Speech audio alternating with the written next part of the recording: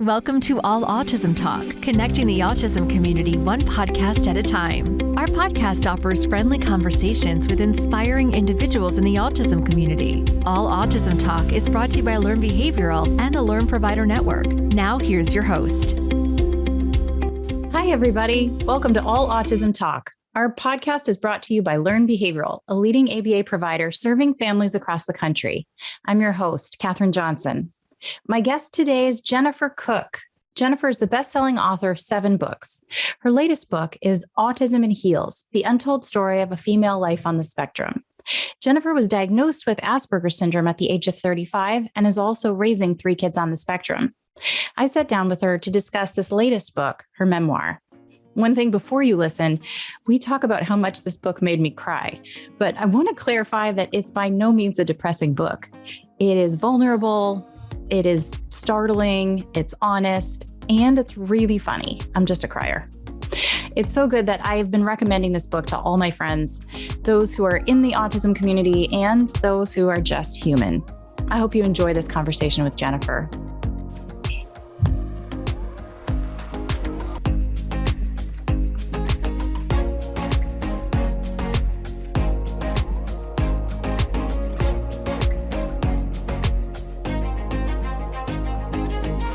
Jennifer Cook, welcome to the podcast. Thank you so much. I'm going to have to apologize in advance. I'm going to be sipping my coffee as we chit chat here today. So if I go silent for a minute, that is right there. I've got my tea as well. So that's perfect. This is the lifeblood of all that I must do. So every mother around here probably knows the exact same thing. So yes, it is the call of the woman. For sure. I have to start by telling you just how much I loved your book. Thank you. This is the memoir. This is Autism in Heels. Yeah. Mm-hmm. Yes.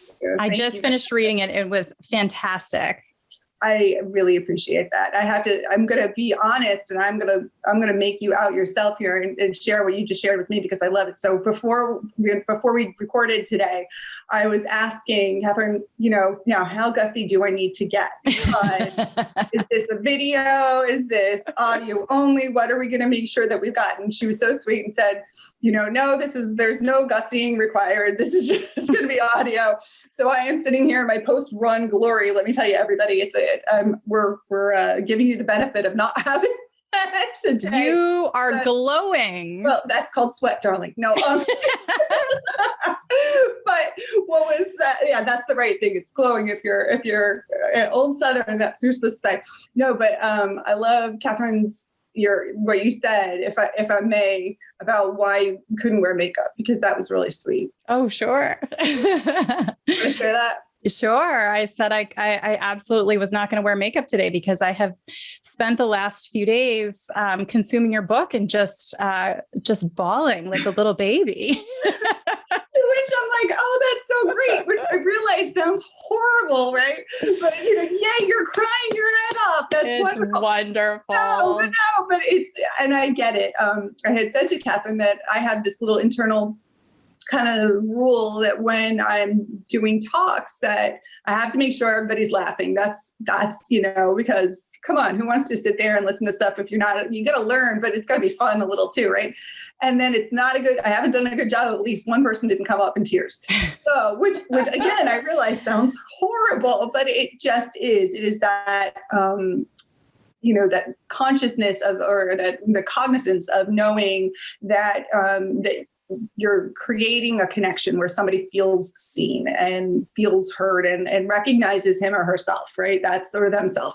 That's what it's about. And so I think for all of us, there is that vulnerability that doesn't happen too often. So when it does, when I started writing this book, so those who are not familiar with the term mind blindness, let me just kind of give a little what mind blindness is. Go for it. Okay. So mind blindness has to do with something called theory of mind. And it has to do with the concept that the reality that those of us who are on the spectrum, we don't naturally take somebody else's perspective unless we've been taught to do so. Right. Mm-hmm. And so,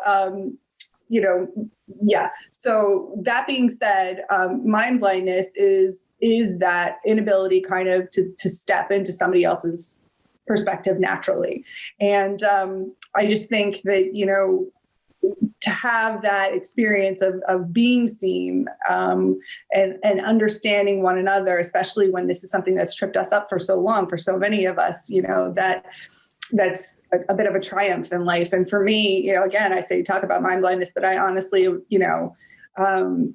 when I was told, I was advised to write this book by several folks, and I thought, who's going to read it? But that seems to have been what I've said with each one of my books. Mm-hmm. So clearly, you've got an audience. Well, clearly I'm missing something, but I think my second book that I ever wrote, it's called The Secret Book of Social Rules, Africa's Secret Book of Social Rules.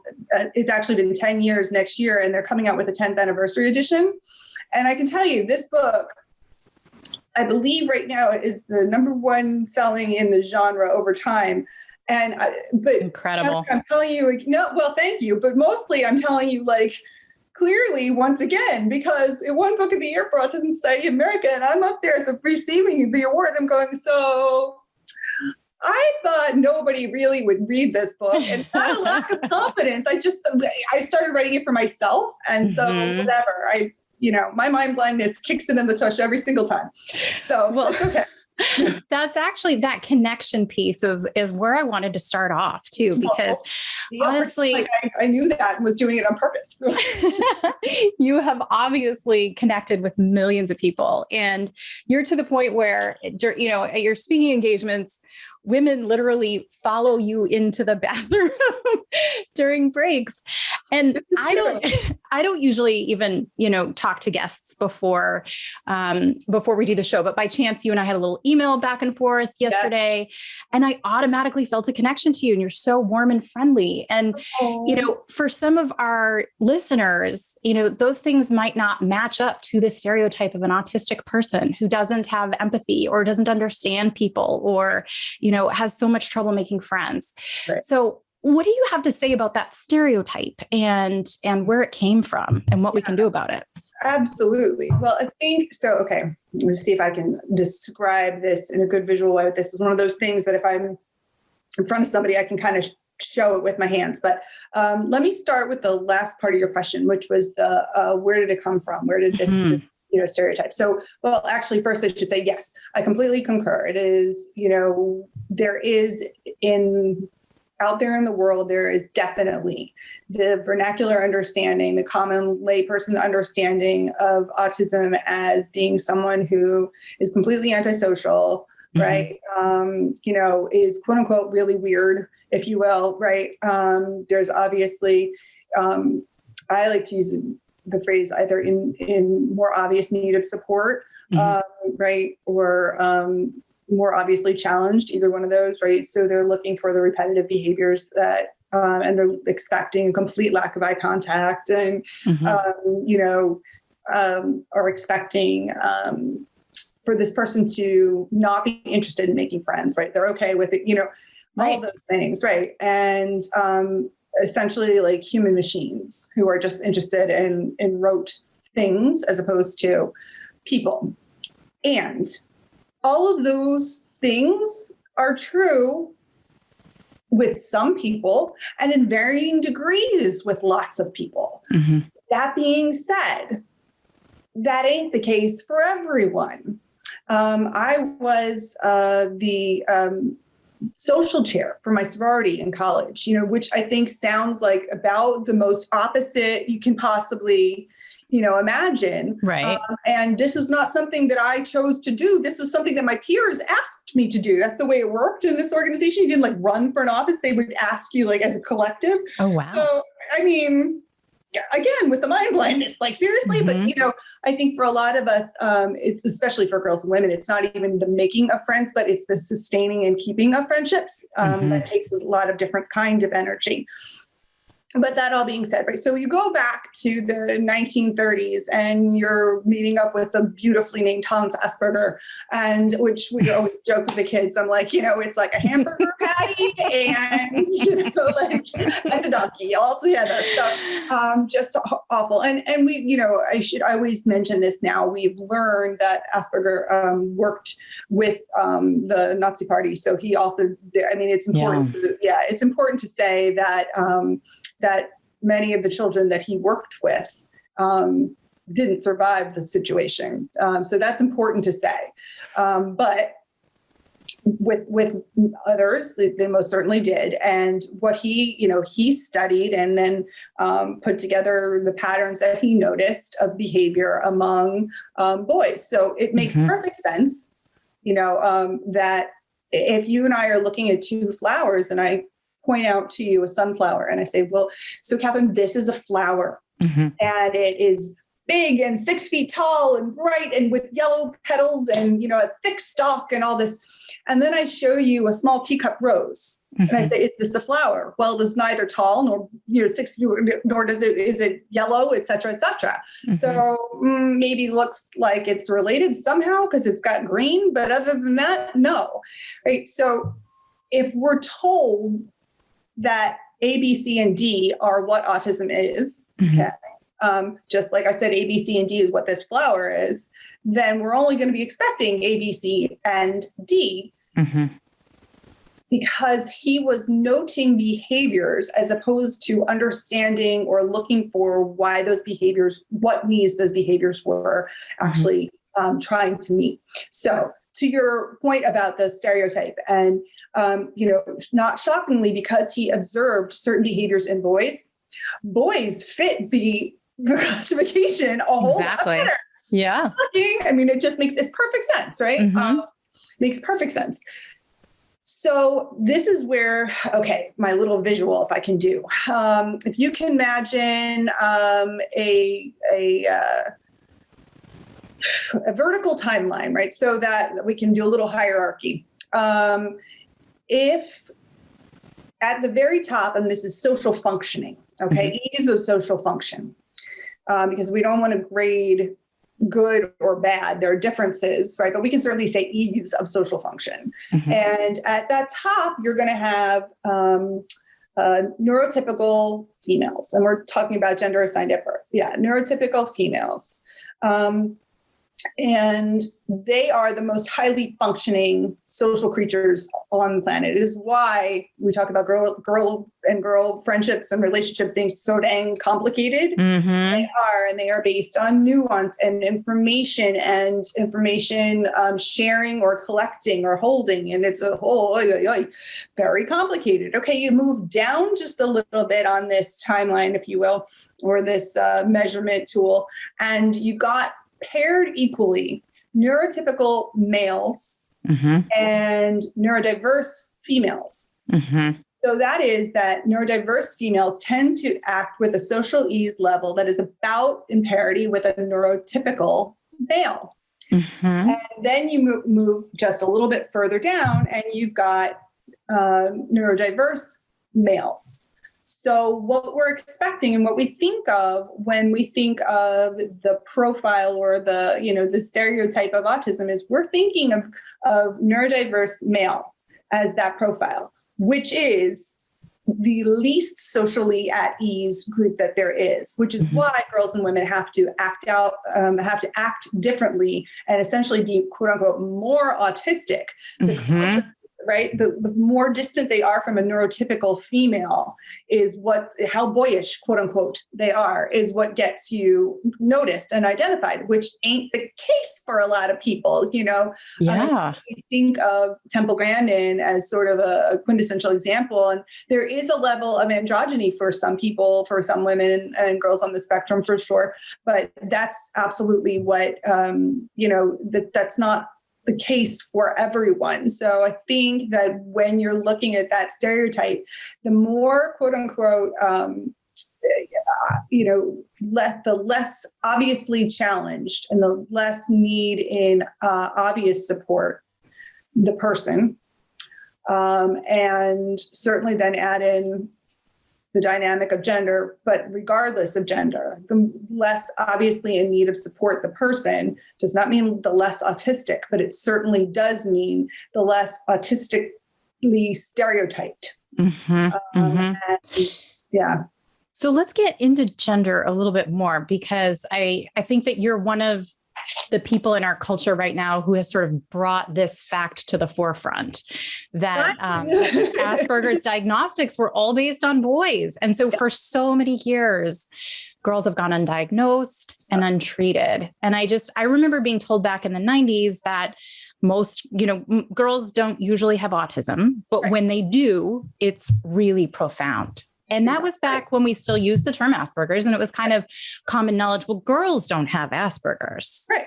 That's definitely for boys. So fast forward 30 years, and we know that's not the case, but all of our diagnostic measures are still outdated. They're still based on boys. So you put together what you call the checklist, which just describes what autism looks like in girls and women, which I find just so fascinating and so exciting. And first of all, I'm just curious how you put all this information together. Is it just based on your experience? Just what's the background? Yeah. So, I think I'm one for corny names. So there you go. Oh, I love it. No, thank you. But yeah, so I mentioned before that when Asperger was noting behaviors, what he was not doing is he wasn't looking at the reasons why or what needs these behaviors were filling, right? Those underlying needs. Right. And so if you think of this, and I talk about this in Autism and Heals, but the equation that I first sort of made mentally was between autism and the American Heart Association's Red Dress campaign.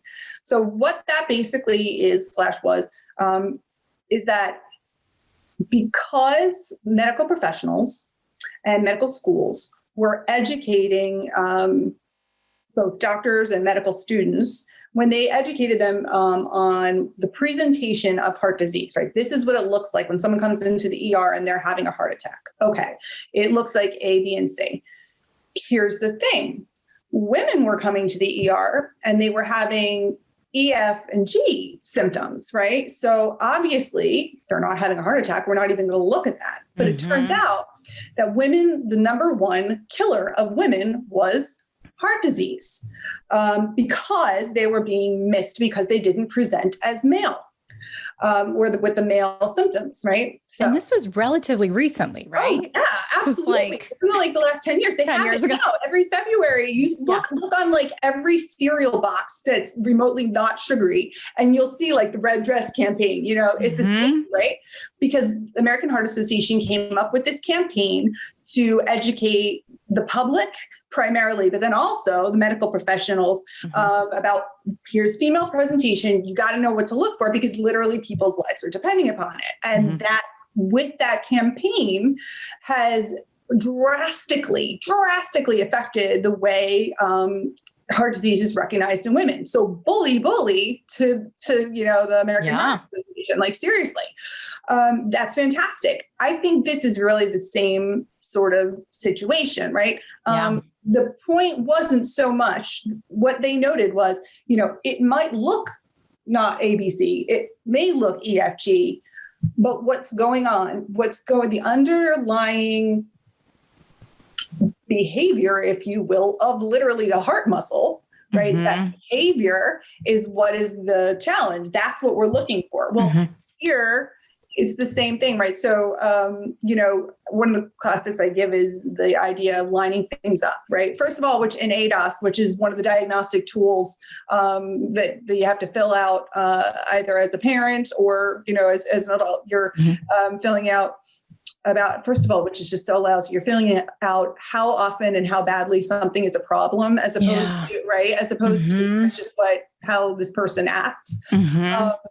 That's pervasive. All of that language is pervasive in all of our diagnostics and treatment. So much so. Information. Yes, you're totally on. Yes. Is that, well, a lot of times it'll say like lines up cars and trains and first of all, not all little girls have toy cars and trains. Also, I do make the point that cars behave in like traffic is in lines and trains are straight. Yes. Like I'm just, it's so true. Like, it's so true. What else are you going to do with a car? Anyway, whatever, cars don't normally like sit in a circle and like smile at each other. I don't know. Anyway, this is me. My autistic mind digresses. There's the ADHD, this part of the umbrella that is autism. But the girls might be lining up their Cabbage Patch dolls or arranging their dollhouse in a particular way. That's correctly. And that's absolutely correct. And when you just said that about in a particular way, arranging in a particular way would be so much of a better way. It's like going to a museum and seeing tableau, right? Where they've got everything set up. So you might as well be walking into an 18th century living room or whatever the heck may be. Yeah. That's exactly right. So my Barbie dream house was those were my tableau. And when I would play with Barbies, for instance, other people are, I don't know, going to the prom or whatever the heck they're doing with their Barbies. My Barbies would act out scripts from things that I had heard recently. Like I can clearly remember and there's a difference in place, scripting, right? Right. I can clearly remember having watched the news and there was I had just learned about transplants. Like I was in elementary school, right? And there was some story about somebody having a transplant. So in my play, Barbie was a newscaster who was looking for a transplant for her sister Skipper, And that would have sounded terribly grim and awful to somebody who was just like, I have to tell you that I didn't realize that was grim until New York Post wrote about that story and they called it grim. And I thought, oh God, I thought it was kind of cool. Okay. What did you call my childhood? I didn't know that was grim, but I thought it was kind of interesting. But the point being, just very different. So mimicking as opposed to original play. Right. What I tried to do, and you asked me, how did the checklist come to be? Because I realized that now I've talked through half of our time at least already. We're only getting through question 2. Sorry. You never have to worry about interviewing me. No worries. And running out of time or not running out of time or looking up for stuff to talk about. It's basically what I did was I took the DSM-4, the diagnostic criteria at that point, but also went through and kind of looked at what the vernacular presentation was understood to be in voice, although it didn't say in voice, it just was. And I did 2 things. One, I tried to change the language so that instead of saying deficit in kind of thing, it was, chooses this instead. I wouldn't even say instead, just chooses this, right? Chooses this. And then looked for places that could be ways to say an aptitude for, but I have a friend who says they're features, not bugs. Yeah, there you go.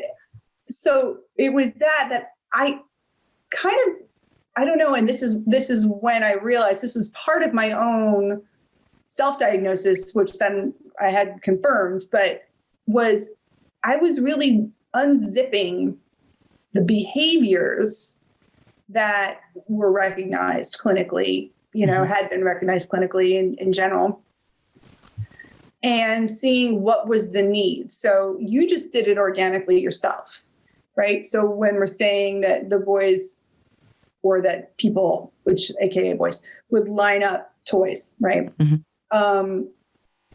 Well, I didn't line up, cars and trucks, but I thought about I literally put myself in the perspective of these boys and thought, okay, what would feel good about that? And what felt good about that was things that I liked were obvious and could be seen. So they were on display. That would be a way to share things with people, which isn't really sharing, it's just displaying, right? It was parallel play. But, and the order would feel so lovely in not having, there's no chaos. It's just this beautiful, lovely display of things that I like. And that's when I said, okay, well, if that's what they're trying to achieve, I can say how I did that. And that's when I thought about the Barbies and blah, blah, and how I would, stand in front of a fireplace and take pictures that was like a wedding album for them, right? Because it was tableau. So you just did the same thing naturally. It's looking for what is the underlying need behind that particular behavior, and how can that translate amongst girls and women, right? And I shouldn't say just girls and women. I've only learned the term cis male recently, which I did not know that one. So I'm learning, folks. I'm learning, right? So to anybody else out there who doesn't know that word, or just is that is biologically male and feels like that fits the appropriate, they fit that. So cis guys have said, oh yeah, no, actually I did that too. And I did that too. Well, again, one of the things I always say is before and after everything else, we are all on the human spectrum. Absolutely. Right? And those of us who are in the autism-y part of the human spectrum, just because you're a guy doesn't mean you don't also, for instance, or haven't studied biographies because you wanted to learn how to emulate, how to be, So basically that's what I did is I went through every single one and I tried to first find what is the underlying need and how did I meet it? Can you give our listeners just a couple of examples? Sure. So one of them was definitely the organization, like lining things up, right? So that was definitely one. Another one I just mentioned was, right. So, scripting, scripted play, sensory things. Yes. I could think about that too. There, shoes, as little girls, we're put in so many different outfits and things. And I could remember the challenges of, learning. You have to wear like a flip flop with a thong in between. I learned, yes, I did, but I can also tell you about the times when my grandmother took me shoe shopping, and you would have thought that I was embarrassing her amongst the whole world because every single pair of cute little Mary Janes with patent leather pitched, and I wouldn't get them because I didn't want to get in trouble for getting a pair of Mary Janes that I wouldn't wear. But I did get in trouble because I embarrassed her. Now, a little boy, you're probably just going to get him a pair of sneakers and that you're done. But it's a very different thing with a girl, right? Another one definitely that I noticed was the biographies, and it was the way of studying. And this would be where you would talk about echolalia. So echolalia is the phenomenon where people on the spectrum, especially as children, tend to maybe mimic a sound and repeat a sound or a word back without necessarily having a communicative need for that. Hence the echo in echolalia. And I realized that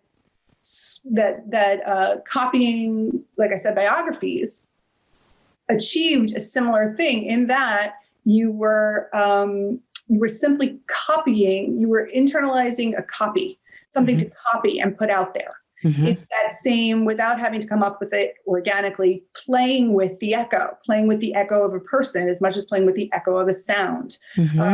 Also did notice, however, that a lot of us are dang good with mimicking accents, and there's your adult echolalia. But kind of just went through things like that and saw how, for instance, eating disorders, right? I think it is big time. That is, anyone who is struggling with an eating disorder should be screened for being on the spectrum, because I think we are, obviously it's a problem for men, women, girls, boys, yes, in general.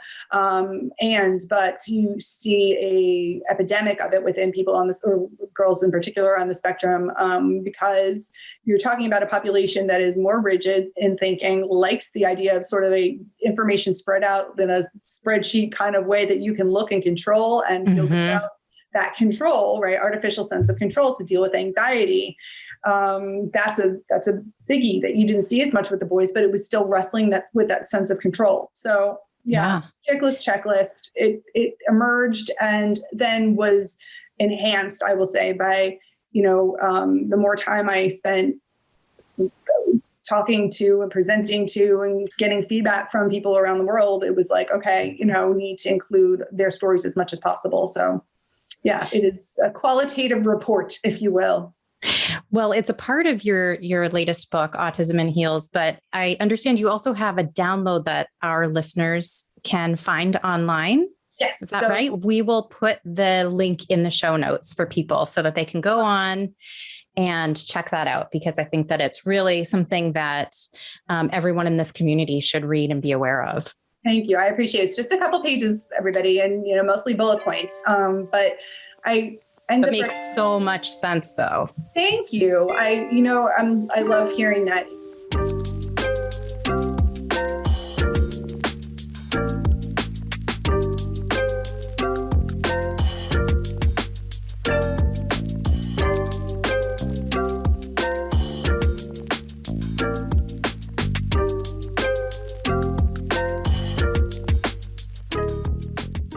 There's another one I'm doing, and I'm looking off into the left. My eye contact is distinct but different than the expected with boys. I do make eye contact. It's just that then I look away when I'm thinking, and then I'm talking, right? Mm-hmm. Learn how to do it differently, but it's not an absolute. And I think is Zoom a good for you for eye contact? I need I need it. Like, I was so excited when you said, regardless of it being an audio recording, that we're still going to have the visual, because that is such a thing, right? Like, you need to take one more emotional social cue away from the brain, I'm really handicapped now. So I think it's wonderful. So the checklist, I recommend people use it, share it when you're trying to decide, number one, do I fit this? Does this fit me? Right. And the more that it's a yes, then that's something then that you can, if you want to go through the process of formal diagnosis, which is not necessary all the time. I say that too, right? If you are somebody who has children on the spectrum and you want to be able to advocate better for them, or if you are someone who's going to try to access social services in some way or another, then that's important. But otherwise, for the most part, I think a self-diagnosis honestly can work, can be just fine. But for people looking for a diagnosis as an adult, though, I've heard that it's very hard. It's very difficult to find someone to assess. Yes, that's why one of the things that I try to suggest using is the checklist, because what people will do is kind of use it to enumerate their own I almost want to say proving points, right? Which is horrid that it has to be proving points, but that's the case. So that they have something tangible to go into the psychologist or the doctor's office and say, here are the many reasons in clear black and white that I think this fits me. Because unfortunately, you're 100% right. It's still so misunderstood, and because those stereotypes are still there. If you've got the enumeration and you've got those black and white bullet points, it's a lot easier to say, and here's why, and I'm not just trying to, get something off of you. So, There's a story that you tell in your book where, as a little girl, you comfort another younger little girl who's crying, and then you tell her, and then you say helping frightened people to feel less alone has always kind of been your thing. Yeah. And that really struck me when I found out about your new program, Belong, which is, I'll ask you to tell us more about it. But my understanding is it's sort of a place where autistic people can connect with each other and learn on the internet. And it sort of feels like that's sort of, just an echo of that same Jennifer who was there trying to comfort this little girl.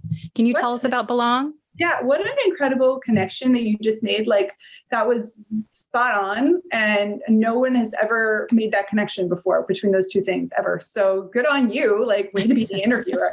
No, that was really, really, really good. I think that a lot of us who have felt marginalized feel a passion to help those who are feeling marginalized now, or, are afraid. So that was really, really, really good, Catherine. You're welcome. And that does speak to that, we talk about theory of mind, which is, again, that natural being able to step into somebody else's point of view and perspective. And that is something that we cannot do. The problem is that is what is often called empathy. And it's not, it's only one kind of empathy. And there are two, cognitive and affective. And those of us on the spectrum, once we learn how to relate to somebody, we recognize an experience that somebody else is going through in what we've gone through, be the most compassionate people in the world, right? Mm-hmm. So yet another stereotype that we need to just go bing bang squash. It's just for our listeners, can you just define cognitive empathy and sure. So it's effective empathy? It sounds the opposite of what. Right. So cognitive is where you're stepping into the other person's shoes naturally, and effective is where you're learning it, and which sounds like it should be cognitive. So it always makes me think like because you're learning it's cognitive, but it's not. It's the other kind. So and that's where that is the learned part, right? So that is the I see you, I recognize. I remember a story of a little boy named Edward, who I ran this little class community thing it was at our church, and he was in there for because he wasn't in the regular education class, and he was nonverbal, used an iPad, and in the beginning of the year he was really a challenge to help to feel calm and to connect with.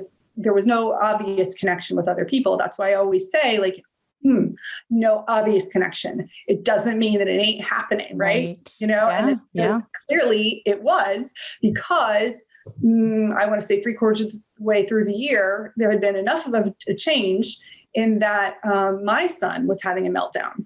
And Edward went over to my son and very stiffly, but adorably and preciously, and yes, I cried, Edward put his hand on my son's shoulder and just went tap, tap, and then walked away, in a it's okay kind of thing. And they still get it because there's this kid who everyone thinks is completely shut off. But what he did was the kind of empathy that we can muster like crazy cakes, is that he saw a situation that he could relate to.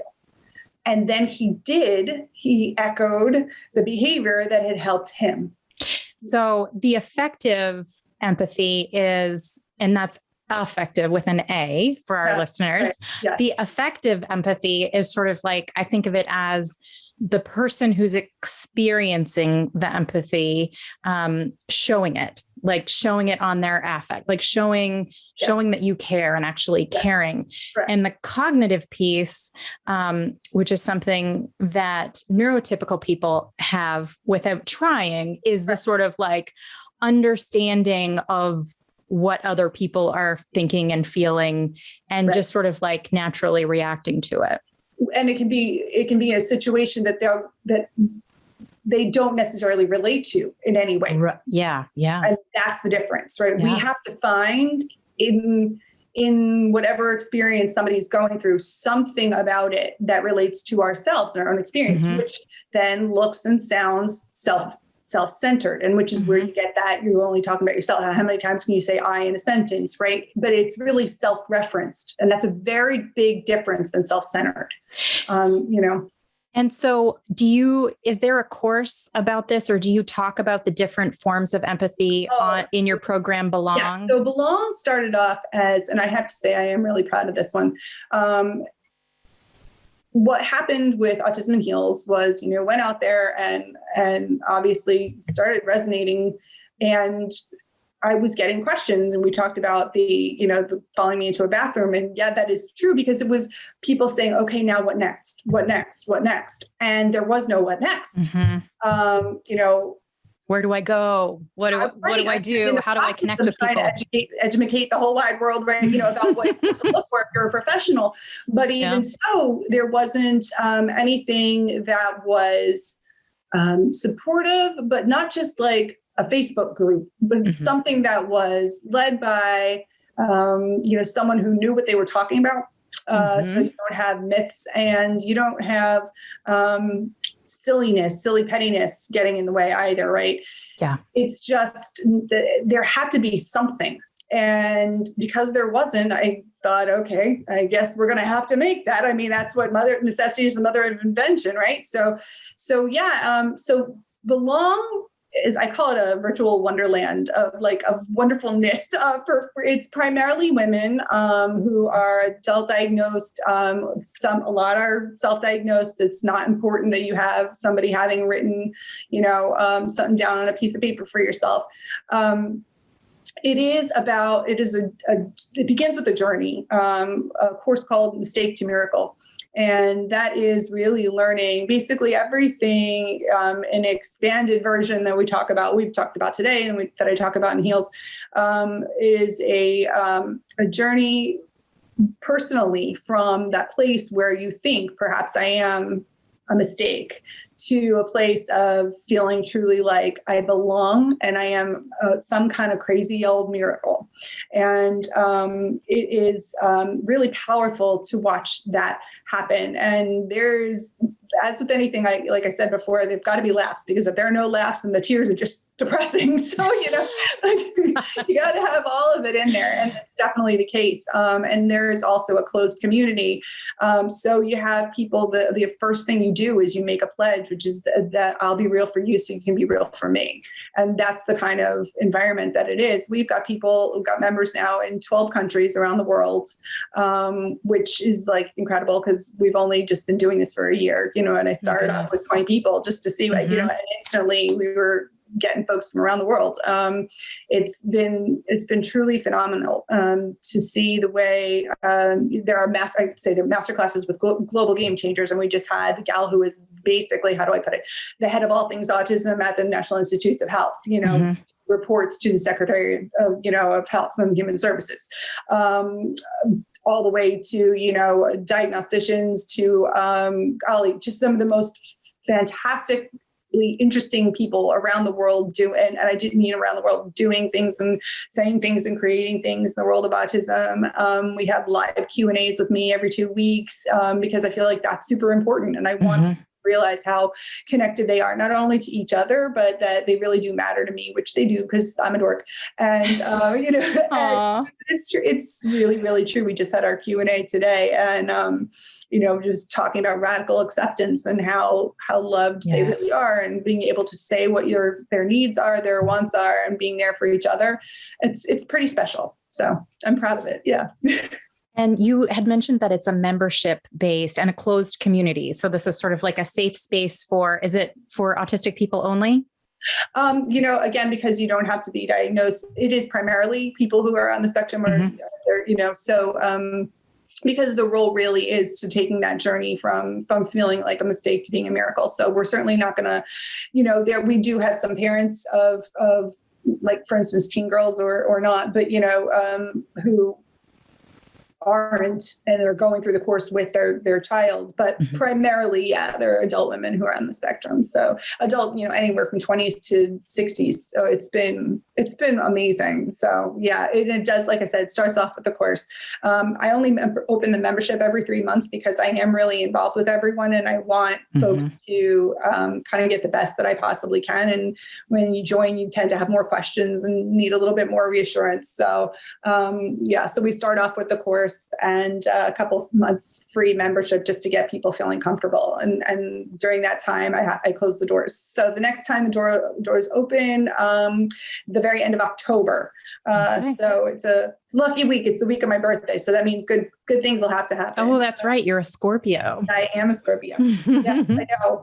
We're supposed to be mysterious. So I don't know if I'm mysterious, but I'm something. But there's a side. If you go to the checklist download, that's one way you can get on the list to make sure that I'll let you know about Belong. And another way is simply, I know you're going to have the link in the show notes as well. Yes, we will have the link in the show notes for people to go to get on the list, to be notified when it's. Yes, that's exactly right. Get a little reminder of here we go, folks. So fantastic. One of the things that had me in tears so frequently in your book was that you are someone who has experienced more than your fair share of rejection, pain, and in becoming a public figure, you have sort of like really opened yourself up to the world, to more criticism. And before we end, I just want you to help me understand how you found that courage, because I just find it absolutely phenomenal. Thank you a lot for saying that. The truth is, maybe that's a benefit of my mind blindness.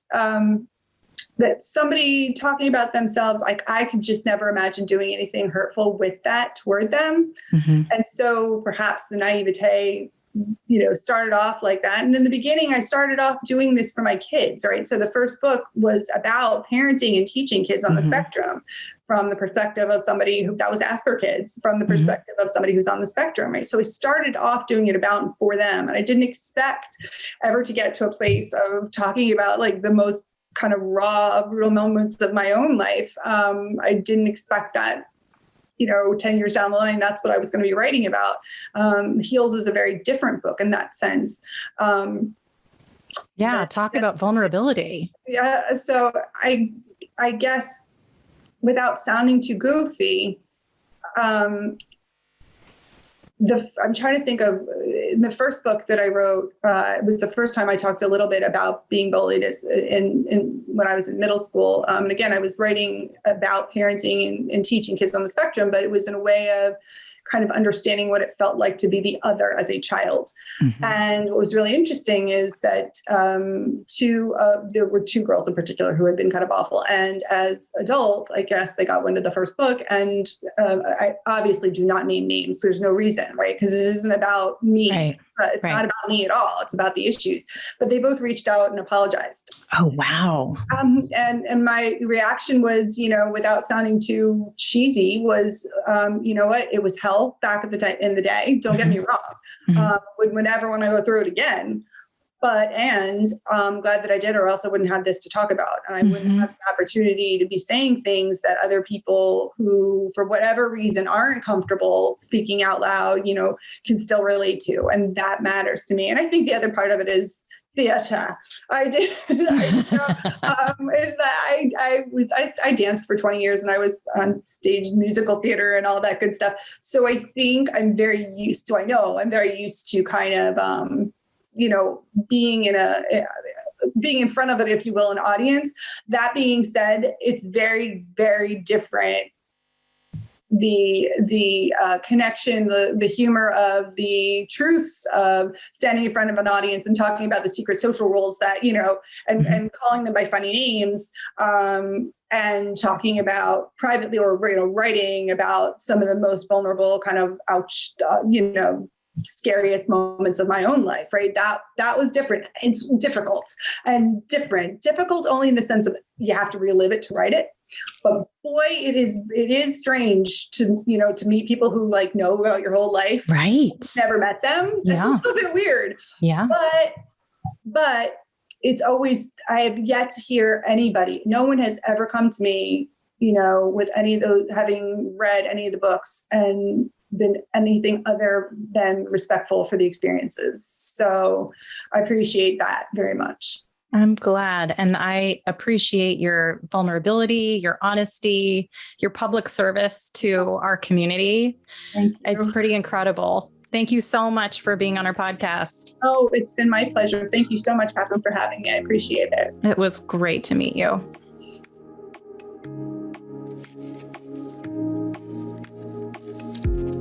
To say that Jennifer is autistic or an author or a fabulous woman that I wish was my best friend would all be true, but a totally incomplete description. Her life story is informative about how autism manifests in girls and women, but additionally, it's just fascinating. She was a dancer, an overachiever, a sorority girl, and a domestic violence activist. We weren't even able to scratch the surface of everything I wanted to touch on, so I really recommend you read her book. I just began reading some of her Asperger's Kids books, and they are also fantastic. I feel really lucky to have gotten to speak to her, and I hope you enjoyed the interview. You can listen to our other episodes on Apple Podcasts or wherever you find your podcasts.